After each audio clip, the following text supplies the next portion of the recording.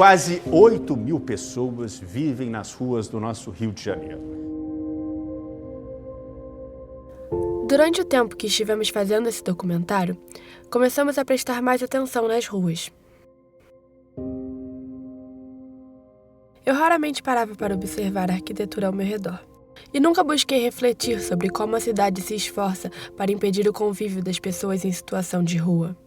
Se a gente for ver o termo arquitetura, ele é dividido em duas partes. Arche, que é o princípio, é uma palavra grega, né? E tecton, que é carpinteiro. O grande desafio da arquitetura seria sempre produzir algo com profunda conexão com o sítio onde ela é construída. E aí, quer dizer, a arquitetura hostil vem sendo um termo que vem sendo utilizado para caracterizar um certo rechaço, né, da população em situação de rua. A população em situação de rua no Brasil, como eu posso dizer, é uma expressão assim, das desigualdades estruturais do país. Pessoas pretas, LGBTQIAPN+, mulheres, migrantes, aparecem de forma desproporcional entre aqueles, né, que enfrentam essa condição. A combinação de racismo, homofobia, transfobia, pobreza extrema, né, cria camadas adicionais a essa vulnerabilidade. O acesso também a esse precário, né, à saúde, à educação, ao emprego e à moradia digna agrava essa situação. A arquitetura hostil é um fenômeno que deixa claro, né, quem está sendo convidado a participar da cidade. Esses corpos a gente tem que entender que eles são marcados pela interseção de opressões, são lidos como indesejáveis e descartáveis, né, na sociedade.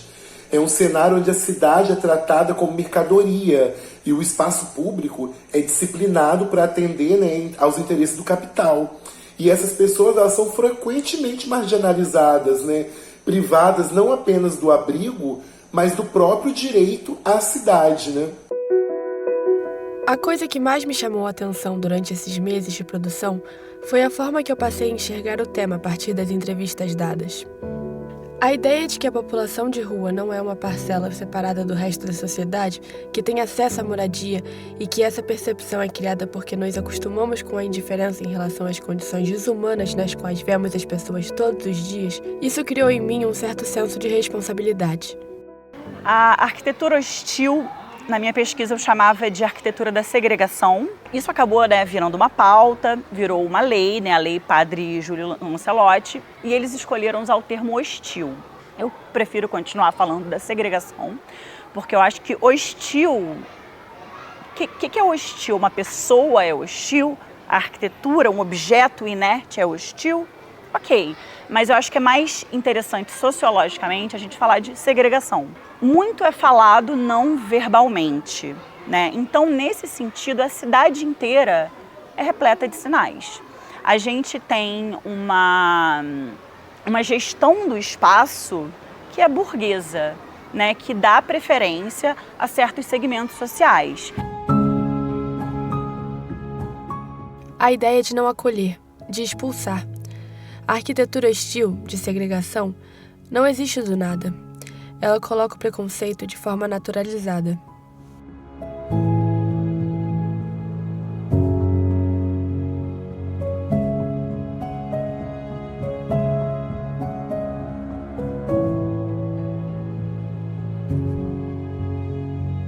Onde eles sabem que o pessoal de rua fica, eles colocam ferro assim, olha, para as pessoas não poderem ficar ali, para elas não poderem se abrigar de uma chuva. Todos os condomínios, todos os prédios, todos cercados de grade. As praças públicas cercadas de grade.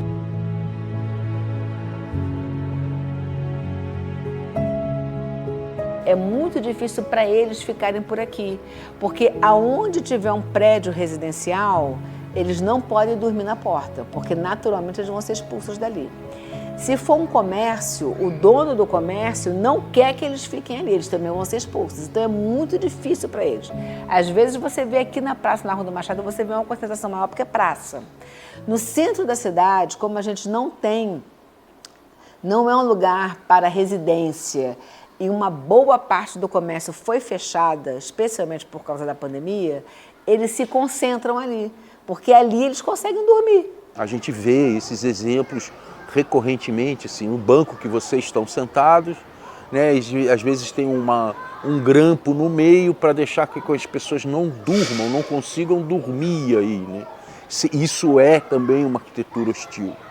A gente vê, às vezes, em peitoris, né, de muros na beira urbana, uma série de espetos que é para exatamente evitar que a pessoa mesmo sente ali. Durante muito tempo houve aqui na nossa cidade o costume, que era nessas áreas embaixo dos viadutos, né, você colocar pedras, né? Estes momentos de produção me fizeram refletir sobre o lugar ao meu redor, como os grandes edifícios e o próprio Estado buscam dificultar o espaço urbano para aqueles que não têm condição. E essas estruturas são pensadas para manter uma ordem urbana, higienista e excludente, que é assim que a gente fala na arquitetura, né? Eliminando da vista, né, daqueles que não, eliminando das vistas, né, aquilo, na verdade, que não se encaixa com o ideal da cidade capitalista, né? Que seria qual ideal, né? Uma cidade somente para o consumo, limpa, né? E, entre aspas, segura, né? Se pensa que essas pessoas são pedintes, né? Enquanto que, na verdade, a maior parte delas está trabalhando. Muito precarizados, né? Marginalizados, mas uma das poucas pesquisas que existem no âmbito nacional apontou que cerca de 70% da população de rua trabalha. Né, trabalha como catador, vendendo bala, no corre de obras, né, de grandes eventos, muito precarizados, né, com pagamento muito abaixo do que qualquer um mereceria para ter um mínimo existencial. Né. Existe um estudo de um sociólogo que estudou a população de rua na cidade do Rio de Janeiro, que ele disse o seguinte: olha, eu fiquei muito preocupado porque a população de rua era na segunda, na terça, na quarta ela começava a diminuir e chegava no fim de semana ela era muito menor. E ele começou a ver que grande parte dessa população tinha casa, mas só que a casa deles estão localizadas tão distantes que eles não tinham dinheiro de fazer o movimento pendular de ida e volta. Então chegavam segunda-feira no centro da cidade, lutavam por biscates, por diferentes biscates, e voltavam quando conseguisse apurar um certo dinheiro, entendeu? Não é a maioria, não é todo mundo, mas existe uma parcela expressiva disso. Isto é, o que é? Eles conseguem apurar um certo dinheirinho e aí, quando conseguem apurar esse dinheiro, voltam para casa. Mas a casa deles é em Piabetá, é muito longe, numa periferia muito distante. Que faz uma outra questão, quer dizer, o nosso transporte, além de ser ruim, de qualidade ruim, ele é caro. Pode ter também a situação de uma pessoa que veio de outra cidade, ela veio para cá em busca de trabalho e eles vêm de uma forma assim muito muito ingênua, porque eles não têm contato de ninguém, eles não têm dinheiro, eles não procuraram nada pela internet e eles chegam aqui na rodoviária, eles não sabem para onde ir, eles não nada. E a primeira coisa que acontece é que eles são roubados e roubam os documentos. O pouco dinheiro que eles têm é roubado. Pronto, aí o que acontece? A pessoa fica na rua. Há contradições dentro da própria estrutura do Estado. Por exemplo, existem políticas para emitir documento de identificação para a população de rua, né, que é a porta de entrada para acessar vários serviços, né, públicos. Você tem um documento de identidade e as pessoas em situação de rua, elas têm carências diversas. Então, há iniciativas do Estado para emitir documentos, por exemplo, e, contraditoriamente, logo depois o chamado RAPA, como se fala em São Paulo, meu estudo de caso estava muito ancorado em São Paulo, o RAPA ia e fazia limpa nos pertences dessas pessoas, tirando os documentos. Então, uma contradição entre uma iniciativa da Secretaria de Assistência Social e a Secretaria de Segurança. Mas tem muita gente que não pode comprar um casaco quentinho e só não passa passa frio por causa da solidariedade. Você vai conhecer 2 exemplos disso. A mídia, às vezes, acontece da mídia nos entrevistar. Eu já fui entrevistada pelo RJTV 2 vezes. Tem outros projetos sociais que também são entrevistados. Então, às vezes, a mídia faz uma entrevista para tentar despertar a consciência social na sociedade. Mas às vezes, não é sempre. Não é uma coisa assim constante, que a mídia esteja preocupada com isso. Não é assim. E essa questão da arquitetura hostil, sinceramente, eu nunca vi a mídia se posicionar em relação a isso. A tendência aponta para a expansão da arquitetura hostil, né? Porque, especialmente nas grandes cidades, como aqui no Rio de Janeiro, né, onde há, né, um controle dos espaços públicos e que acompanha, né, o avanço do processo de gentrificação dessas cidades, né? E também uma outra característica assim, que a gente vê que vai, né, expandir é porque hoje em dia tudo, né, é vigilância digital e a implementação, né, dessas tecnologias de controle, como câmeras de reconhecimento facial e sensores também para impedir, né, a permanência prolongada em certos locais. Esses, né, são exemplos assim, que eu posso dar de novas abordagens que vão, né, e podem se somar a essa lógica excludente, né, da arquitetura hostil.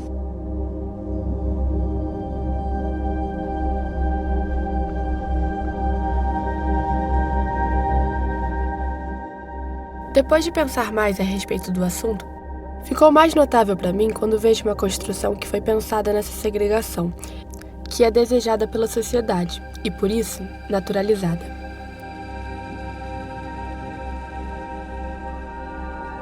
Quando revisitamos o passado e o presente da nossa sociedade por meio do Google Street View, podemos observar como a arquitetura hostil tem moldado os espaços.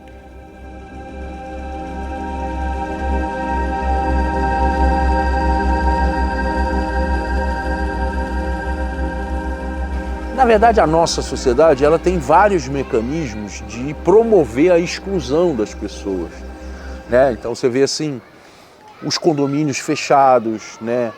Tudo isso significam profundos medos que a sociedade desenvolveu ou que estratos da nossa sociedade desenvolveram com relação ao conjunto da sociedade. A arquitetura, a cidade, ela deveria fazer um esforço de tentar incluir a todos e não excluir as pessoas. A ideia da gente falar exclusão seria uma ideia liberal, de achar ser possível estar excluído.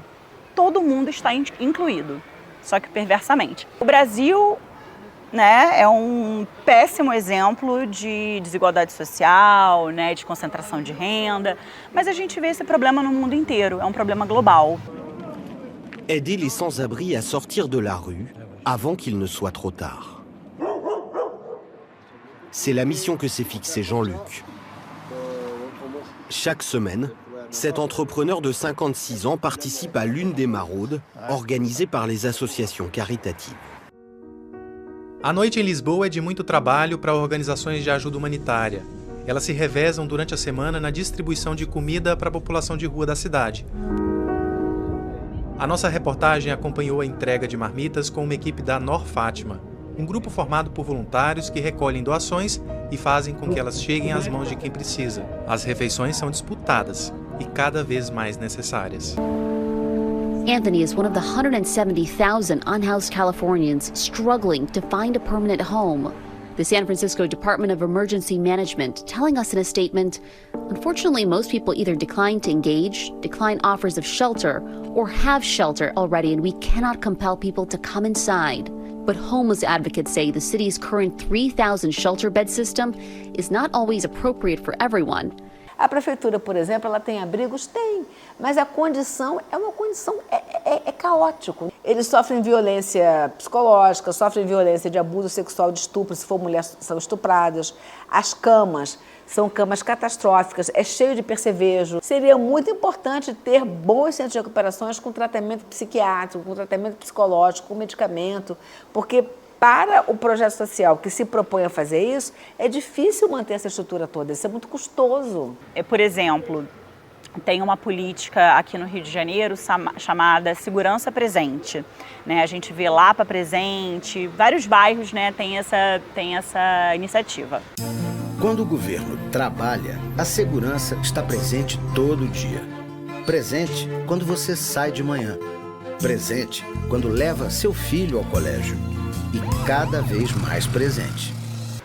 É muito problemática porque foi a primeira vez que um projeto de segurança pública foi financiado por uma instituição privada, no caso a FEComércio, né?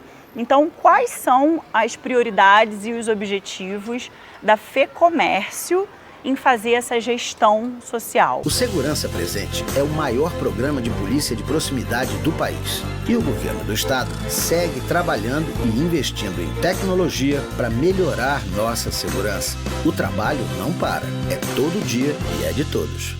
Eles alegam que é por segurança pública.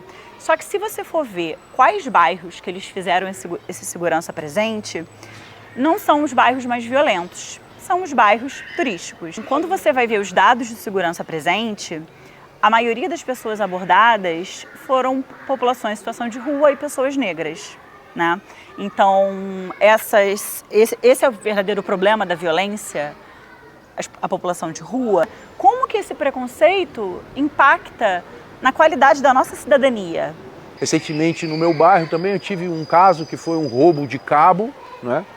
E as pessoas, invariavelmente, têm uma reação assim, esses são esses cracudos que ficam dormindo na rua, assim, como quase uma coisa pejorativa, muito preconceituosa e tal, não sei o que lá. A gente vive numa sociedade meritocrática, né? Então a gente olha para essas pessoas como viciados, mendigos, né? Pedintes, apesar, né, deles trabalharem de maneira informal.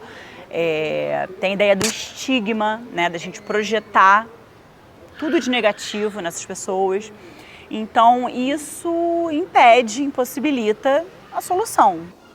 Ai, isso é frustrante. Ano passado, em novembro do ano passado, eu tive uma crise, assim, uma crise... eu não vou dizer uma crise existencial, mas uma crise de bater nisso, né? Porque, tipo assim, a gente estava na Cinelândia, a gente estava atendendo 400 pessoas por semana, chegou no ponto que o nível de exaustão era tão absurdo e a gente não estava mais dando conta, os voluntários indo embora. E a gente, assim, chega naquela hora que você vê, assim, isso enxuga gelo, né? Enxuga gelo, você não consegue resolver a situação. Eu parei por 2 semanas, fiquei assim muito mal mesmo. Então, assim, é difícil, é muito difícil, não é uma coisa fácil. Assim, a gente se frustra muito. A gente tem hora que a gente faz amizade, que a gente sabe o nome, quando a gente consegue tirar para colocar no centro de recuperação, quando ele consegue receber o auxílio, alugar um quartinho, a gente faz campanha para o que ele precisa, dá um prazer. Mas, por outro lado, quando você vê ele de volta na rua, você vê ele bebendo, é muito frustrante. E é exatamente por isso que muito voluntário começa e para. Ele não dá conta de continuar, porque o desgaste emocional é muito forte. O habitar não deveria ser uma mercadoria, mas ele deveria ser um direito das pessoas. Então as pessoas, assim como elas deviam ter direito à educação, à saúde, elas deveriam ter direito à habitação. Fala-se muito, eles são invisíveis. Ok, a gente pode dizer que nós, ao andarmos na rua, naturalizamos, né, essa coisa do blazer. É tanto estímulo, tanta informação que a gente não consegue levar a sério a profundidade de cada problema social que a gente se depara, né? Só que esse conceito não funciona, né? É invisível. Eles são muito visíveis para o aparato repressor. É possível modificar os ambientes hostis, mas exige uma mudança, né, de paradigma, na verdade. Enfrentar a arquitetura hostil requer um olhar atento, né, à inclusão social, ao abandono, né, da lógica punitiva do desenho urbano, que a gente falou, né, anteriormente, né. Algumas estratégias podem incluir, assim, a transformação de bancos antimedicância em mobiliário de multiuso, por exemplo, né. E também a criação de espaços de acolhimento que promovam essa interação, né, social e de dignidade.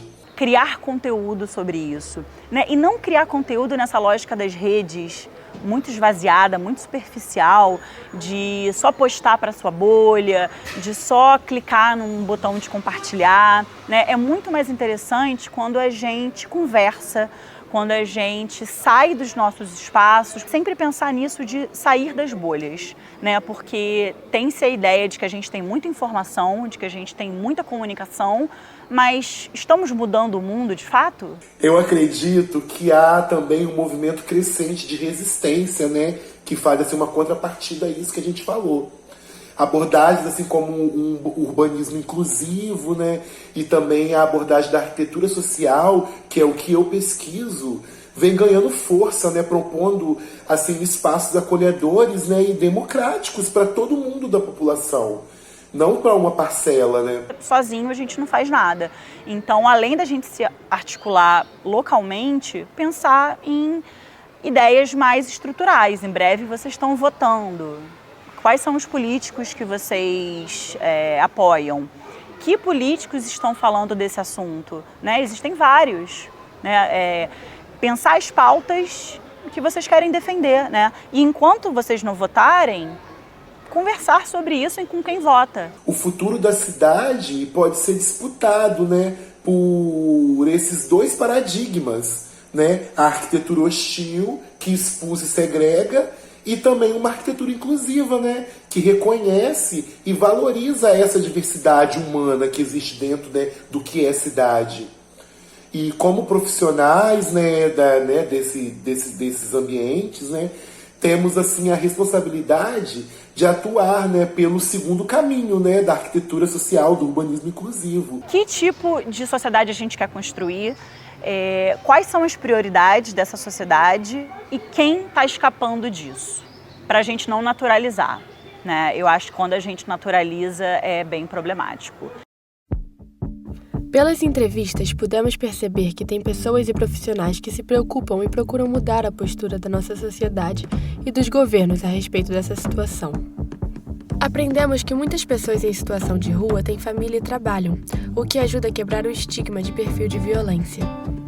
Agora, quando saio de casa, acabo sempre prestando atenção em locais que possam ter traços de arquitetura hostil.